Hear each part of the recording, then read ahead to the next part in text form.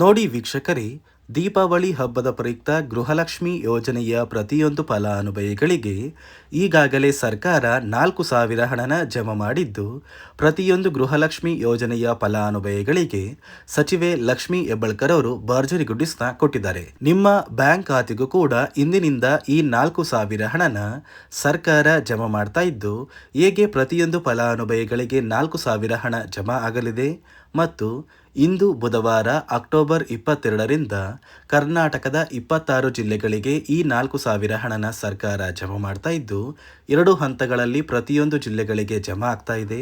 ಹಾಗಾದ್ರೆ ಬನ್ನಿ ವೀಕ್ಷಕರೇ, ಯಾವ ಜಿಲ್ಲೆಯ ಯಾವ ಫಲಾನುಭವಿಗಳಿಗೆ ಸರ್ಕಾರ ಈ 4,000 ಹಣನ ಜಮಾ ಮಾಡ್ತಾ ಇದೆ ಮತ್ತು ಯಾವ ಯಾವ ಫಲಾನುಭವಿಗಳಿಗೆ ಈ ಒಂದು ಹಣ ಕ್ಯಾನ್ಸಲ್ ಆಗಿದೆ ಅಂತ ನಾನು ನಿಮಗೆ ಈ ಒಂದು ವಿಡಿಯೋದಲ್ಲಿ ತಿಳಿಸ್ಕೊಡ್ತಾ ಇದ್ದೀನಿ. ಅದಕ್ಕಿಂತ ಮೊದಲು ನೀವೇನಾದ್ರೂ ಇನ್ನೂ ಕೂಡ ನನ್ನ ಚಾನಲ್ನ ಸಬ್ಸ್ಕ್ರೈಬ್ ಆಗಿಲ್ಲ ಅಂದರೆ ದಯವಿಟ್ಟು ಪ್ರತಿಯೊಬ್ಬರು ಚಾನಲ್ನ ಸಬ್ಸ್ಕ್ರೈಬ್ ಮಾಡ್ಕೊಳ್ಳಿ, ಹಾಗೆ ವಿಡಿಯೋಗೆ ಒಂದು ಲೈಕ್ನ ಕೊಡಿ.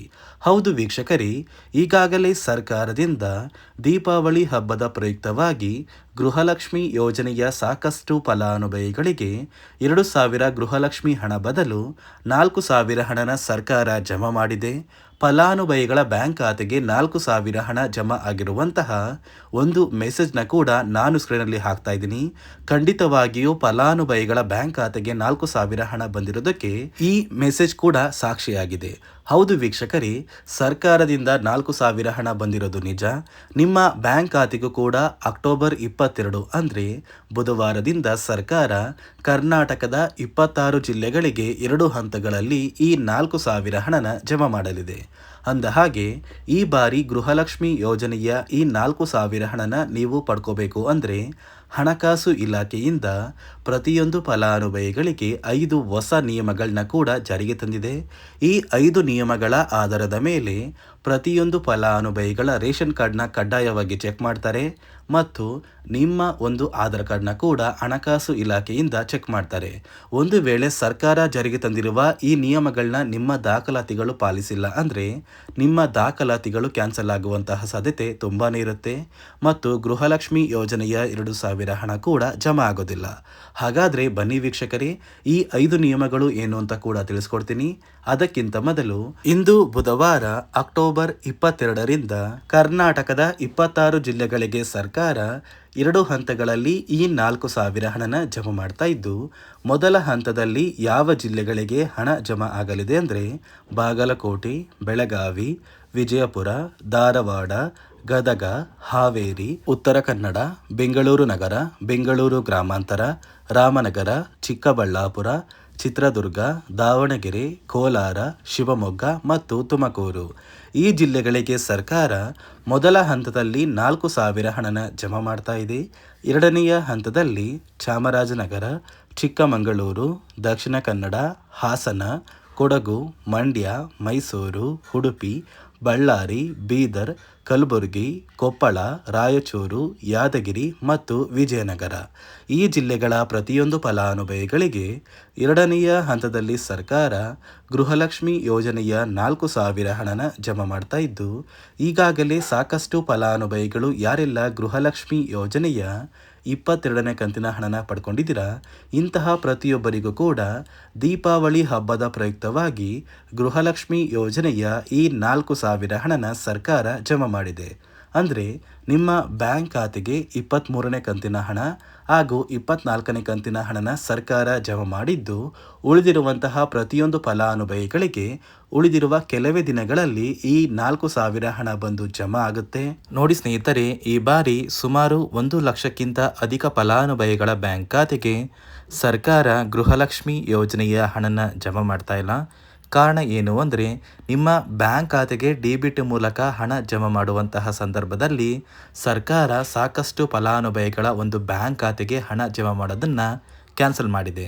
ಯಾಕಂದರೆ ಇತ್ತೀಚೆಗೆ ಹಣಕಾಸು ಇಲಾಖೆ ಜಾರಿಗೆ ತಂದಿರುವ 5 ನಿಯಮಗಳ ಆಧಾರದ ಮೇಲೆ ಪ್ರತಿಯೊಂದು ಫಲಾನುಭವಿಗಳಿಗೆ ಸರ್ಕಾರ ಈ ಒಂದು ಹಣನ ಜಮಾ ಮಾಡ್ತಾ ಇದ್ದು, ಯಾರೆಲ್ಲ ಫಲಾನುಭವಿಗಳು ಈ ನಿಯಮಗಳನ್ನ ಪಾಲಿಸಿಲ್ಲ ನಿಮ್ಮ ಬ್ಯಾಂಕ್ ಖಾತೆಗೂ ಕೂಡ ಹಣ ಜಮಾ ಆಗೋದಿಲ್ಲ.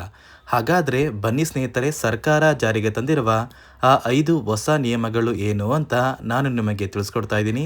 ನೋಡಿ ಸ್ನೇಹಿತರೆ, ಮೊದಲನೆಯ ಒಂದು ನಿಯಮ ಬಂದು ಸಾಕಷ್ಟು ಫಲಾನುಭವಿಗಳು ಹೊಂದಿರುವಂತಹ ಒಂದು ರೇಷನ್ ಕಾರ್ಡ್ ಏನಿದೆ, ಆ ಒಂದು ರೇಷನ್ ಕಾರ್ಡ್ನ ಮನೆಯ ಸದಸ್ಯರ ಪ್ರತಿಯೊಬ್ಬರ ಒಂದು ಆಧಾರ್ ಕಾರ್ಡ್ನ ನಿಮ್ಮ ರೇಷನ್ ಕಾರ್ಡ್ಗೆ ಕಡ್ಡಾಯವಾಗಿ ಲಿಂಕ್ ಮಾಡಿಸ್ಬೇಕು. ಅಂದರೆ ಈ ಒಂದು ಲಿಂಕ್ ಮಾಡಿಸುವಂತಹ ಒಂದು ಪ್ರೊಸೀಜರ್ಗೆ ಸರ್ಕಾರ KYC ಅಂತ ಕರೀತಾರೆ. ನಿಮ್ಮ ರೇಷನ್ ಕಾರ್ಡ್ಗೆ ಇನ್ನೂ ಸಹ KYC ಆಗಿಲ್ಲ ಅಂದರೆ ನಿಮ್ಮ ಬ್ಯಾಂಕ್ ಖಾತೆಗೆ ಸರ್ಕಾರ ಮುಂದಿನ ದಿನಗಳಲ್ಲಿ ಗೃಹಲಕ್ಷ್ಮಿ ಯೋಜನೆಯ ಹಣನ ಕ್ಯಾನ್ಸಲ್ ಮಾಡುತ್ತೆ. ಅದೇ ರೀತಿ ಎರಡನೆಯ ಒಂದು ನಿಯಮ ಬಂದು ಸಾಕಷ್ಟು ಫಲಾನುಭವಿಗಳು ಕಳೆದ 3 ತಿಂಗಳಿಂದ ಸರ್ಕಾರದಿಂದ ಬರ್ತಾ ಇರುವಂತಹ ಒಂದು ರೇಷನ್ ಏನಿದೆ, ಅಂದರೆ ಉಚಿತ ಅಕ್ಕಿ ಏನಿದೆ, ಈ ಒಂದು ರೇಷನ್ನ ಪಡ್ಕೋತಾ ಇಲ್ಲ. ಒಂದು ವೇಳೆ ಕಳೆದ 3 ತಿಂಗಳಿಂದ ನೀವು ರೇಷನ್ನ ಪಡ್ಕೊಂಡಿಲ್ಲ ಅಂದರೆ ಸರ್ಕಾರ ನಿಮ್ಮ ಬಳಿ ಇರುವಂತಹ ಒಂದು ರೇಷನ್ ಕಾರ್ಡ್ನ ಕ್ಯಾನ್ಸಲ್ ಮಾಡುತ್ತೆ. ನಿಮ್ಮ ರೇಷನ್ ಕಾರ್ಡ್ನ ಸರ್ಕಾರ ಕ್ಯಾನ್ಸಲ್ ಮಾಡಿದರೆ ನಿಮ್ಮ ಬ್ಯಾಂಕ್ ಖಾತೆಗೆ ಗೃಹಲಕ್ಷ್ಮಿ ಯೋಜನೆಯ ಹಣ ಇರ್ಬೋದು ಮತ್ತು ಸರ್ಕಾರದಿಂದ ಬರುವಂತಹ ಒಂದು ಸೌಲಭ್ಯಗಳನ್ನ ನೀವು ಕಳ್ಕೋಬೇಕಾಗುತ್ತೆ. ಅದೇ ರೀತಿ ಮೂರನೆಯ ಒಂದು ನಿಯಮ ಬಂದು ನೋಡಿ ಸ್ನೇಹಿತರೆ, ನಿಮ್ಮ ಬಳಿ ಇರುವಂತಹ ಒಂದು ಆಧಾರ್ ಕಾರ್ಡ್ ಏನಿದೆ, ಆ ಒಂದು ಆಧಾರ್ ಕಾರ್ಡ್ನ ಕಳೆದ 15 ವರ್ಷಗಳಲ್ಲಿ ನೀವು ಯಾವುದೇ ರೀತಿಯ ಒಂದು ತಿದ್ದುಪಡಿನ ಮಾಡಿಸಿಲ್ಲ ಅಂದರೆ ನಿಮ್ಮ ಬ್ಯಾಂಕ್ ಖಾತೆಗೆ ಸರ್ಕಾರ ಗೃಹಲಕ್ಷ್ಮಿ ಯೋಜನೆಯ ಹಣನ ಕ್ಯಾನ್ಸಲ್ ಮಾಡುತ್ತೆ. ಯಾಕಂದರೆ ಸರ್ಕಾರದಿಂದ ಬಂದಿರುವಂತಹ ಒಂದು ಆದೇಶದ ಪ್ರಕಾರ ಪ್ರತಿಯೊಂದು ಫಲಾನುಭವಿಗಳು ಕಳೆದ 15 ವರ್ಷಗಳಲ್ಲಿ ಯಾವುದೇ ರೀತಿಯ ಒಂದು ತಿದ್ದುಪಡಿನ ನಿಮ್ಮ ಆಧಾರ್ ಕಾರ್ಡ್ಗೆ ನೀವು ಮಾಡಿಸಿಲ್ಲ ಅಂದರೆ ಕಡ್ಡಾಯವಾಗಿ ಆದಷ್ಟು ಬೇಗ ನಿಮ್ಮ ಆಧಾರ್ ಕಾರ್ಡ್ಗೆ ತಿದ್ದುಪಡಿನ ಮಾಡಿಸಿ.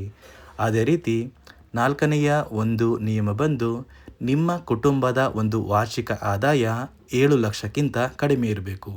ಒಂದು ವೇಳೆ ನಿಮ್ಮ ಕುಟುಂಬದ ವಾರ್ಷಿಕ ಆದಾಯ 7 ಲಕ್ಷಕ್ಕಿಂತ ಜಾಸ್ತಿ ಇದ್ದರೆ ನಿಮ್ಮ ಬ್ಯಾಂಕ್ ಖಾತೆಗೆ ಸರ್ಕಾರ ಗೃಹಲಕ್ಷ್ಮಿ ಯೋಜನೆಯ ಹಣನ ಕ್ಯಾನ್ಸಲ್ ಮಾಡುತ್ತೆ. ಅದೇ ರೀತಿ ಐದನೆಯ ಒಂದು ನಿಯಮ ಬಂದು ನಿಮ್ಮ ಕುಟುಂಬದ ಸದಸ್ಯರು ಅಥವಾ ಗೃಹಲಕ್ಷ್ಮಿ ಯೋಜನೆಯ ಫಲಾನುಭವಿಗಳು ಯಾರು ಕೂಡ ಸರ್ಕಾರಿ ನೌಕರರಾಗಿ ಕಾರ್ಯನಿರ್ವಹಿಸ್ತಾ ಇರಬಾರ್ದು. ಒಂದು ವೇಳೆ ನಿಮ್ಮ ಕುಟುಂಬದಲ್ಲಿ ಯಾರೇ ಆಗಿದ್ರೂ ಸರ್ಕಾರಿ ನೌಕರರಾಗಿ ಕಾರ್ಯನಿರ್ವಹಿಸ್ತಾ ಇದ್ದರೆ ನಿಮ್ಮ ಬ್ಯಾಂಕ್ ಖಾತೆಗೆ ಗೃಹಲಕ್ಷ್ಮಿ ಯೋಜನೆಯ ಹಣ ಕ್ಯಾನ್ಸಲ್ ಆಗುತ್ತೆ. ಈ 5 ನಿಯಮಗಳ ಆಧಾರದ ಮೇಲೆ ಪ್ರತಿಯೊಂದು ಫಲಾನುಭವಿಗಳಿಗೆ ಸರ್ಕಾರ ಹಣ ಜಮಾ ಮಾಡ್ತಾ ಇದೆ. ಒಂದು ವೇಳೆ ನೀವು ಈ 5 ನಿಯಮಗಳನ್ನ ಪಾಲಿಸಿಲ್ಲ ಅಂದರೆ ನೀವು ಕೂಡ ಗೃಹಲಕ್ಷ್ಮಿ ಯೋಜನೆಯ ಹಣದಿಂದ ವಂಚಿತರಾಗಬೇಕಾಗುತ್ತೆ. ನೋಡಿ ವೀಕ್ಷಕರೇ, ಇಂದು ಗುರುವಾರದಿಂದ ಸರ್ಕಾರ ಈ ಗೃಹಲಕ್ಷ್ಮಿ ಯೋಜನೆಯ 4,000 ಹಣನ ಕರ್ನಾಟಕದ 26 ಜಿಲ್ಲೆಗಳ ಫಲಾನುಭವಿಗಳಿಗೆ ಯಾರಿಗೆಲ್ಲ ಹಣ ಜಮಾ ಆಗಿಲ್ಲ ಅಂತಹ ಪ್ರತಿಯೊಬ್ಬರಿಗೂ ಸರ್ಕಾರ ಜಮಾ ಮಾಡ್ತಾ ಇದ್ದು, ಆದಷ್ಟು ಬೇಗ ಕೆಲವೇ ದಿನಗಳಲ್ಲಿ ನಿಮ್ಮ ಬ್ಯಾಂಕ್ ಖಾತೆಗೆ ಹಣ ಜಮಾ ಆಗೇ ಆಗುತ್ತೆ ಅಂತ ಹೇಳ್ತಾ, ಇದಿಷ್ಟು ಸರ್ಕಾರದಿಂದ ಪ್ರತಿಯೊಂದು ಫಲಾನುಭವಿಗಳಿಗೆ ಬಂದಿರುವಂತಹ ಒಂದು ಹೊಸ ಮಾಹಿತಿಯಾಗಿದೆ. ನಾನು ಕೊಟ್ಟಿರುವಂತಹ ಮಾಹಿತಿ ನಿಮಗೆ ಇಷ್ಟ ಆಗಿದ್ದಲ್ಲಿ ದಯವಿಟ್ಟು ಪ್ರತಿಯೊಬ್ಬರು ನನ್ನ ಚಾನಲ್ನ ಸಬ್ಸ್ಕ್ರೈಬ್ ಮಾಡ್ಕೊಳ್ಳಿ, ಹಾಗೆ ವಿಡಿಯೋಗೆ ಒಂದು ಲೈಕ್ನ ಕೊಡಿ.